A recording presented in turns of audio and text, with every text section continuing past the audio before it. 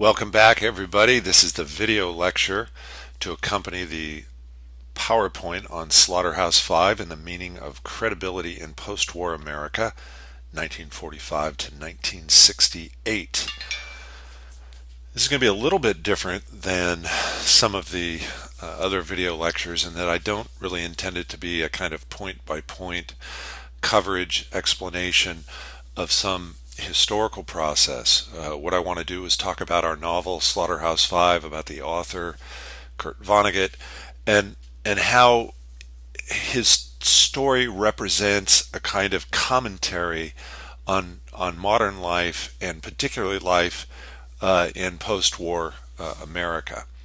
I put the famous line from Shakespeare here, from Macbeth, his great tragedy Macbeth. Life's but a walking shadow, a poor player that struts and frets his hour upon the stage, and then is heard no more. It is a tale told by an idiot, full of sound and fury, signifying nothing. Because the tale that Kurt Vonnegut tells is Shakespearean, albeit with a little bit of science fiction, time travel, and other ingenious and weird elements thrown in. So let's have some fun with this. Keep in mind that your exam this week will feature a couple dozen questions based on your reading of the novel. If you've used the study guide that I provided and read the book fairly carefully, then you really shouldn't have too much trouble with the questions that I ask you. Kurt Vonnegut and the credibility of memory. He begins the novel with a strange, kind of enchanting statement. All this happened, more or less. It's a strange thing to say. One thinks typically in terms of fiction or non-fiction, truth or make-believe. To say it happened more or less is to say you're a little bit pregnant. It seems to cross two uncrossable categories. And therein lies the secret, I think, to understanding Slaughterhouse 5. This is a story told by a veteran of a war, a man who saw the awful face of war up close as a prisoner in Dresden, Germany. An American prisoner in the captivity of the Germans. At the very time when the city of Dresden was famously destroyed in a firebombing carried out by American and British bomber planes, and it was the attempt for Kurt Vonnegut, I think, as a veteran returning to civilian life, returning to an America that wanted to celebrate its victory, wanted to move forward with its material interests, its American dreams, but didn't necessarily want to hear this story that he had to tell. Somehow the story he wanted to tell didn't quite fit, and so he spends that first chapter of the book basically coming to terms with the fact that he can't do it. And the caption here to the picture, I thought it would be easy for me to write about the destruction of Dresden, since all I would have to do would be to report what I had seen. Dresden was a remarkable city, a city that was justly celebrated as one of the most beautiful in all of Central Europe, a kind of artwork, you might say, in its own right, a city of bridges, a city of steeple spires, tree-lined avenues, and the River Elbe. The idea that it was in effect a kind of creation of Europe's artistic mindset, its Baroque and Rococo and Renaissance mindset, when the civic square became itself a work of art. No wonder it was called Florence on the Elbe, after the famous Renaissance Italian city. The Frauenkirche, one of the landmarks of the pre-World War II cityscape in Dresden. Its Baroque style, a signature style. It was said that the great composer Bach once played an organ recital there. Uh, Religion forms part of the discourse of Vonnegut's narrative for a couple of reasons. One, because America was self-consciously religious, particularly in the 1950s. You know, it's the age in which the phrase "under God" was added to the Pledge of Allegiance, for example. We were in a Cold War, locked in battle with an atheistic Soviet Union, an atheistic communist enemy. And so America became, as we sometimes do, rather self-consciously religious. And I think for someone like Kurt Vonnegut, there was a certain superficiality to America's religiosity in the 1950s. It was a phrase that you could put in a pledge, and it bothered him as a kind of critic of post-war America because of what he had seen in Dresden, which after all had been a terrible inferno of destruction perpetrated by those who called themselves Christians against those who called themselves Christians. And so he creates a device in the novel to deal with this, this apparently irreconcilable fact. He talks about a story within a story in Slaughterhouse-Five, a fictional novel written by one of the characters in the novel that has an alien coming to Earth to study humankind and particularly their religion. And with his dark, sardonic, satirical way, he narrates it, Vonnegut does. The visitor from outer space made a serious study of Christianity to learn, if he could, why Christians found it so easy to be cruel. He concluded that at least part of the trouble was slipshod storytelling in the New Testament. He supposed that the intent of the Gospels was to teach people, among other things, to be merciful even to the lowest of the low. But the Gospels actually taught this. Before you kill somebody, make absolutely sure he isn't well connected. So it goes. Vonnegut's famous catchphrase, so it goes, which always seems to find its way into the narrative when something unreconcilable has just happened. A kind of shrug of the shoulders, you might say, a perplexity, a resignation. But there's a point to be made here about man's cruelty to man and the ways that even something like religion can come to be entangled in it. The story of Jesus as someone who was lynched, he says in this passage. Lynching was an American institution, a dirty secret in the American past, and a nation that proclaimed itself to be the land of the free. Lynching went on for decades without legal repercussions. And why is that? Why would a nation as apparently God-fearing and dedicated to liberty as America be able to so easily accept and absorb something as horrific as lynching? Well, it's part of the contradiction of human existence that Vonnegut is exploring here.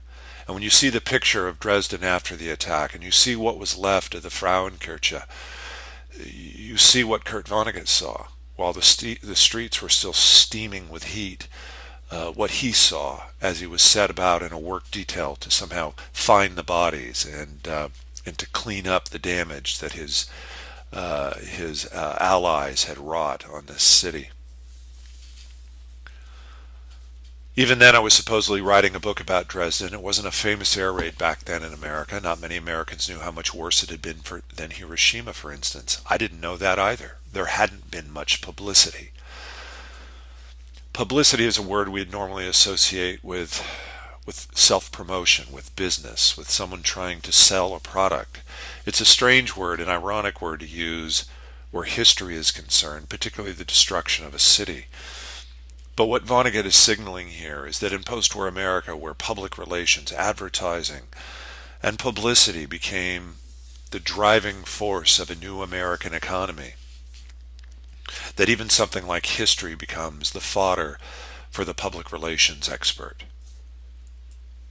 Managing what the public knows. Managing its memory versus the actual history. I wrote the Air Force back then asking for details about the raid on Dresden. Who ordered it, how many planes did it, why they did it, what desirable results there had been, and so on. I was answered by a man who, like myself, was in public relations. He said that he was sorry, but that the information was top secret still. I read the letter out loud to my wife and said, "Secret, my God, from whom?"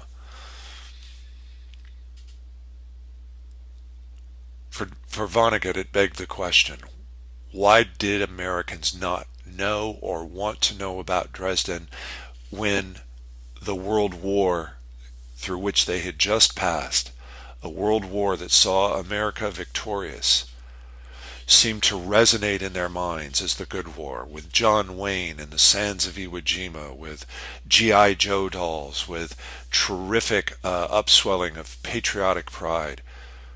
There was a story that wasn't known, that apparently wasn't needed to be known by a public on a different track. But what could Vonnegut do with that? He had been there. What does the veteran of the war do upon returning stateside and only to be told, now live your life, now go back to something normal? How could he? How could he, with at least not acknowledging what had happened? And I explain in this passage here what it is, to our best historical understanding, what it is that happened in Dresden. So you can take a few minutes to stop the narrative if you want to read this. But the truth is, the story of Dresden was clouded in many ways, and not just in America. Under lock and key of the Eastern East German communist regime for most of the Cold War, it was hard to come by good information about Dresden. And again, it brings to mind this issue of credibility, the credibility of remembering. The thing was, though, there was almost nothing in the 27 volumes about the Dresden raid, and here he's talking about the official Air Force history, American Air Force history of the war, even though it had been such a howling success. The extent of the successes had been kept a secret for many years after the war, a secret from the American people. It was no secret from the Germans, of course. He's being ironic, as he often is through the novel. A success? Well, the city was destroyed, the ostensible purpose. It raises all kinds of interesting moral questions. Even the British Prime Minister, Winston Churchill, expressed a certain, if not regret, at least a certain recognition after Dresden that maybe that was enough. Maybe that had been too much. It was not critical to the Allied victory in the war that Dresden be destroyed. The victory was coming, regardless. But somewhere along the way, the Allies, and before them the Germans and the Japanese, had accepted the logic of civilian bombing. And yet it remained a secret from the American people. Somehow the story of Dresden would crash the party. Instead, even where the military was concerned, it was easier to indulge in silly, nonsensical fantasies or romantic escapism. I don't know what you want to make out of this picture that comes out of the Air Force in the 1950s, but make of it what you will. This image, more along the lines of the sort of heroic profile, join the Air Force and live out a masculine fantasy of a different sort, becomes part and parcel of the publicity that the armed services engage in. In other words, the Army, Navy, Air Force, Marines, just like General Motors, just like General Electric. I'm tempted to make a bad joke here about generals. Was a commodity that could be sold. Public relations in post-war America, the state of Colorado and tourism, General Electric and their new television sets. And it's really appropriate that we look at this ad. Big, beautiful, and bewitching, says the ad about the GE TVs. Think about the quality, bewitching, to cast a spell on, to be entranced by. In a way, Vonnegut was saying that's what was happening in America in the post-war period. The power of public relations, the power of advertising, the power of forgetting, the power of selective memory was enough to put Americans into a kind of self-satisfied stupor. I really did go back to Dresden with Guggenheim money, God love it, in 1967. It looked a lot like Dayton, Ohio. More open spaces than Dayton has. there must be tons of human bone meal in the ground. Every once in a while I think the anger comes through, and even though it's vented through sarcasm or irony, Dayton, Ohio, really? This had been the Florence on the Elbe, and now it was Dayton, Ohio, the most innocuous of Middle Western American uh, towns. So let's take a look here at post-war America in the 50s to see how Vonnegut's satire, his irony, his anger, his humor, his humanity manages to sort of cast post-war America in a different light. Keep in mind that in some way the dysfunction was built into America in the 1950s. On the one hand, America was being advertised as the America of the American dream. But what was the American dream? It wasn't the same dream of the rural pre-industrial days, of the 100 acres and a mule, of the bare subsistence on a homestead, the self-sufficiency of the yeoman farmer. It was now clearly an industrial era consumer dream. It was about the manufacture of products and the consumption of those products by Americans, whether they be automobiles, homes, TVs, you name it. And the statistics suggest that many Americans were very much enthusiastic participants in that, and told that this was the best that society had ever been, the greatest standard of living, material standard of living. And in just dollar and cents terms, it was true that America was wealthier overall in the post-war period than it certainly had ever been before. And yet there was that lurking threat of atomic war. How do you reconcile those two things? That we've never had more to live for, with the idea that we may not get to live for it. It could all end in the flash, in the rise of a mushroom cloud. Yeah, the baby boom was another measure of that self-satisfaction, that affluence, that prosperity. Between 1946 and 64, 76 million babies were born in the United States, including yours truly at the tail end of the baby boom, 1963. Well, Americans were ready to cash their check, you might say. Cash a check that had been written during the Depression and the poverty of the Depression years. Cash a check that had been written during the terrible struggle of World War II. These were the good times now. The American dream redefined.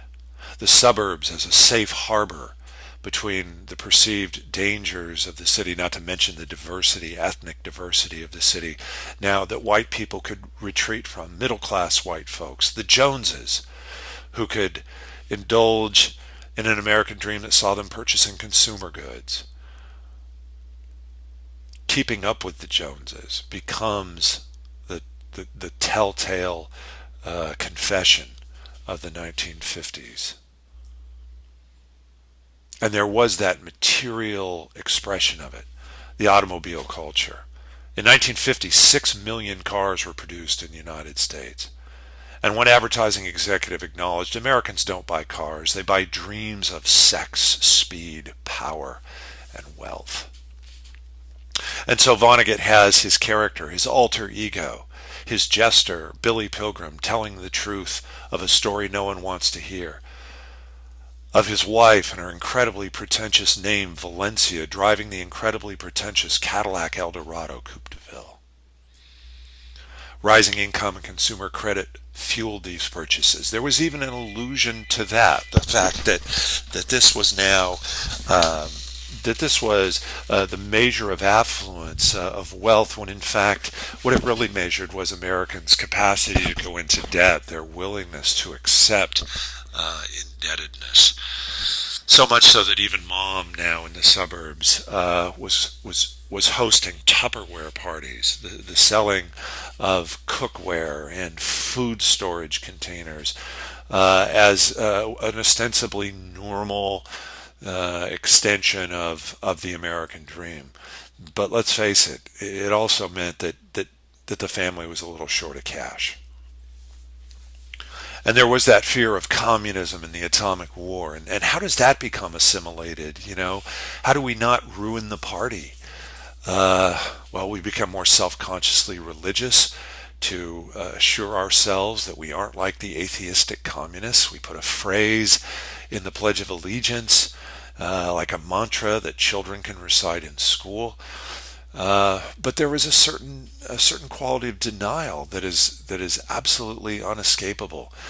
Look at the brochure here on civil defense. You can protect yourself from radioactive fallout, says this brochure, with this ominous mushroom cloud burning up a city. Get the facts! Exclamation point. Get the facts from your civil defense director. There was an idea that somehow not even nuclear war need distract Americans from their pursuits of happiness, because as nuclear war was being advertised, as the publicity regarding nuclear war, the public relations regarding nuclear war had it, it was survivable too. H-bomb or tornado, says this particular civil defense sign. And the mushroom cloud somehow now looks like cotton candy. Really no worse than maybe a sort of fussy act of nature, like a tornado that comes but then it goes and people rebuild their lives. Mom didn't even need to take off her lace or her pearls to do the civil defense drills. As long as you had a hard hat, you were good to go. Hollywood reflected some of this dysfunction with its interest in science fiction. Kurt Vonnegut is often depicted as a science fiction writer. I think he crosses over genres. Clearly, he had been a science student while in college and was interested in science. As he liked to say, he had a master's degree in anthropology. Um, and there was something undeniably futuristic about the 50s. We were entering the jet age, the rocket age, and our imaginations ran ahead of us. But sometimes science fiction gave us permission to say things, like the day the earth stood still and a warning about nuclear self-annihilation. We're all afraid of something, Trout replied. I'm afraid of cancer and rats and Doberman pinschers. Again, the sardonic tone here. What Americans were really afraid of course, was a nuclear annihilation. Fear reached the suburbs, but once again it could be managed. It could be publicized in a Fallout Shelter Handbook by Chuck West.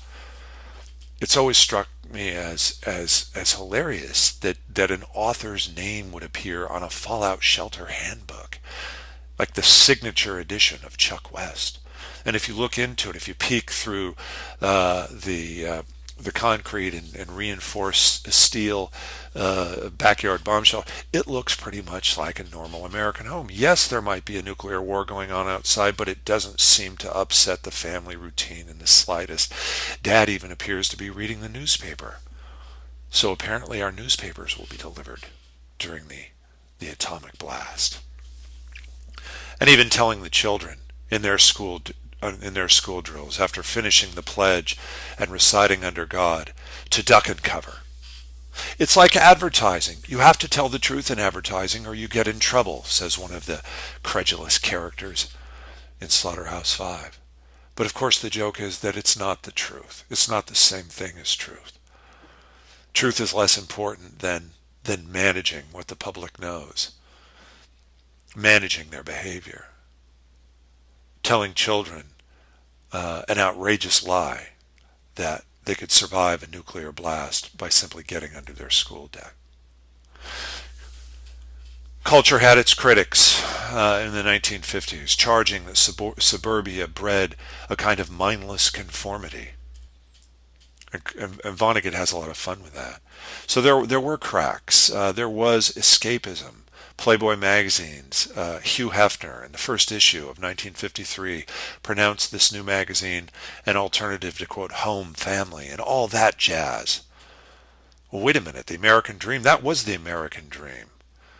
And now Hefner is going to make a small fortune publishing a magazine that presents itself in opposition to it. And let's not kid ourselves.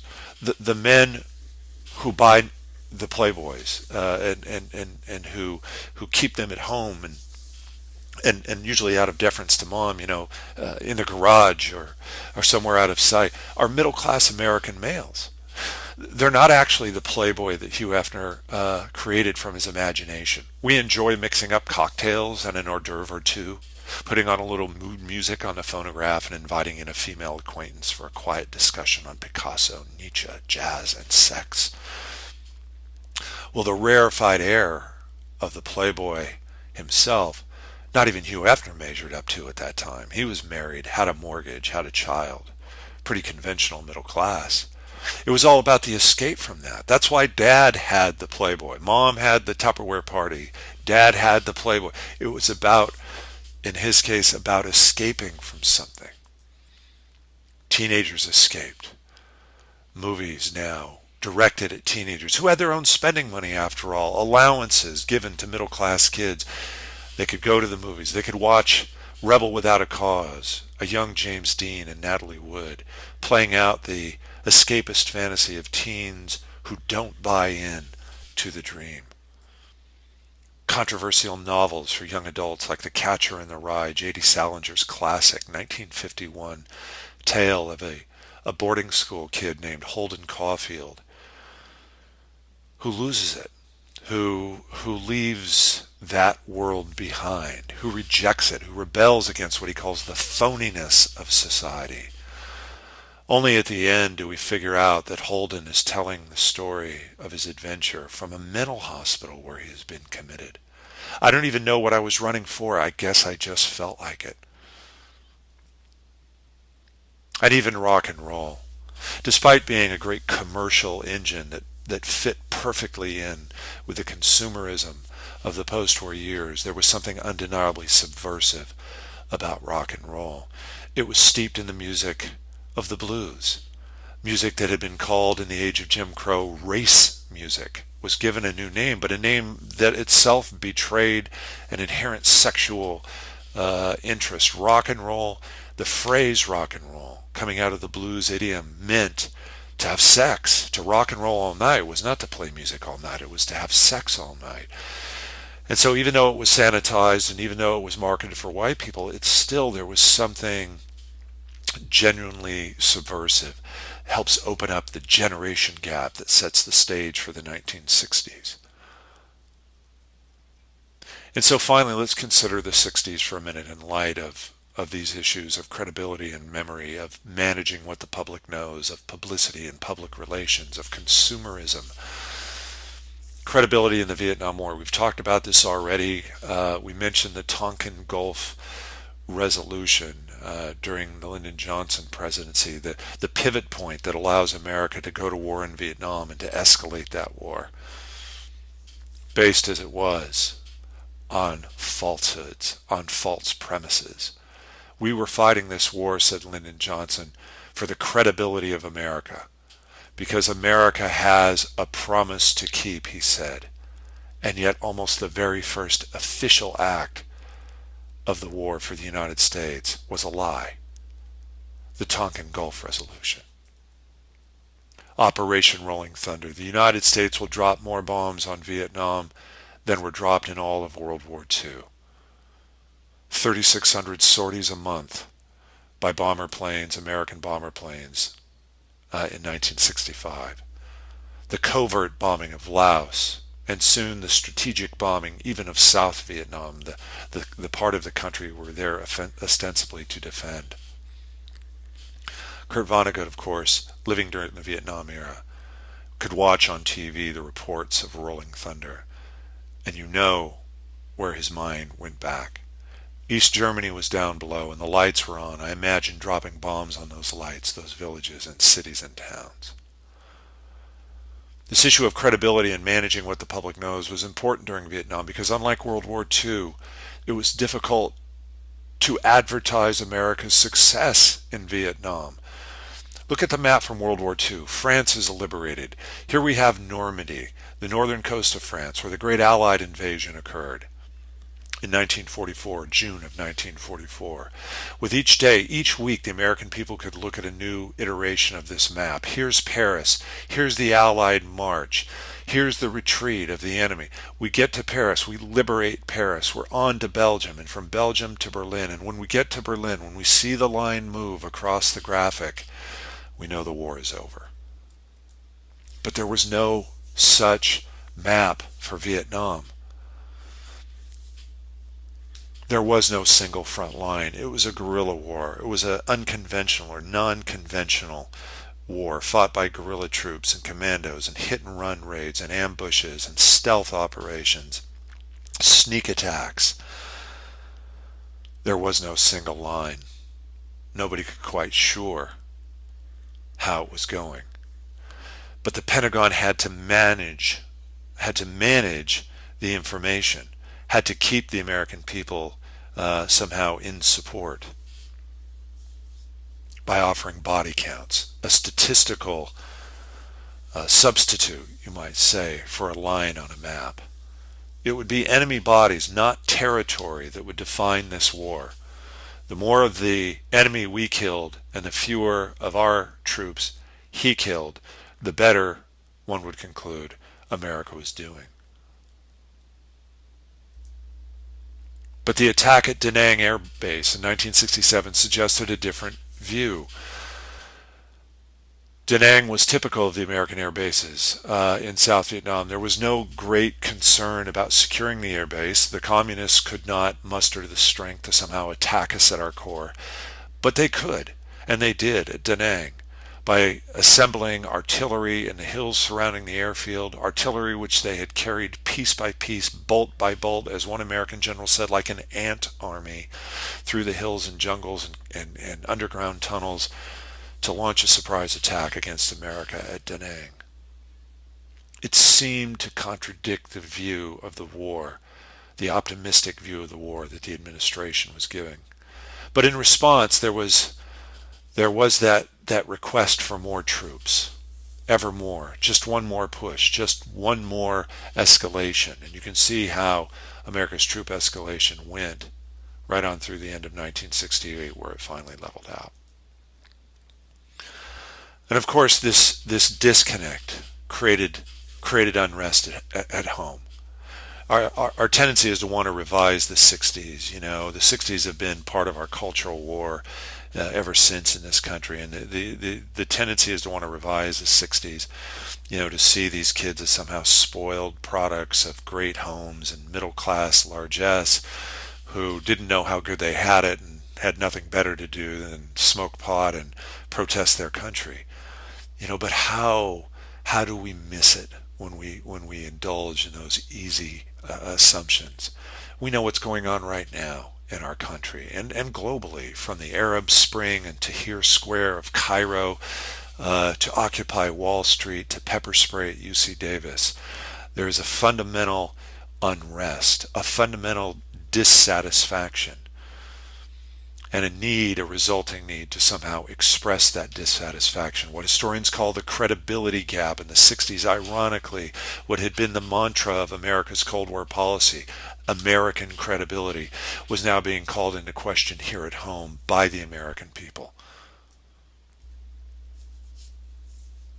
And it finds its way into the popular cultural expression of the time. Bob Dylan, only the best known and most talented of those who presumed an expression, the way that Kurt Vonnegut presumed an expression, the way that those students presumed an expression, the way that Dad, in stacking his Playboys up, presumed an expression. In other words, the expression comes in all these different ways. The way kids listening to rock and roll and going to James Dean movies presumed an expression, and even the way Mom, you know, with her mother's little helper and her 4 o'clock martini, what the feminist Betty Friedan called the problem with no name, presumed an expression. So I leave you here with the lyrics and invite you to listen to on iTunes or somewhere else Bob Dylan's classic Masters of War. Because one of the fantasies we indulge in about about Vietnam is that somehow all that protest was directed, you know, at the soldiers, at the GIs, and there was that, strangely and disturbingly. But there was so much else going on. It wasn't about not supporting the troops. That's far too simple. It was about a baseline anger that grew out of the denial of 1950s America, the very denial that drove Vonnegut to write a nearly insane story called Slaughterhouse Five. And so when you read or listen to Masters of War, ask yourself, who's Dylan talking about? It's not the troops. It's not even the military per se. Okay, so there's our conversation about Slaughterhouse Five. There's so much more to say, of course, but I assigned you to read it. I think it's a timely novel. It's a classic of modern American literature. Much of its bite, much of its anger, much of its satire is still just as appropriate to our lives in America now. Maybe more so in light of recent events than ever before. So I hope on some level that you read it, that you struggled with it, that you scratched your head over it, that you enjoyed it, and that some basic way you find it to be meaningful. Okay, everybody, good luck on your exams.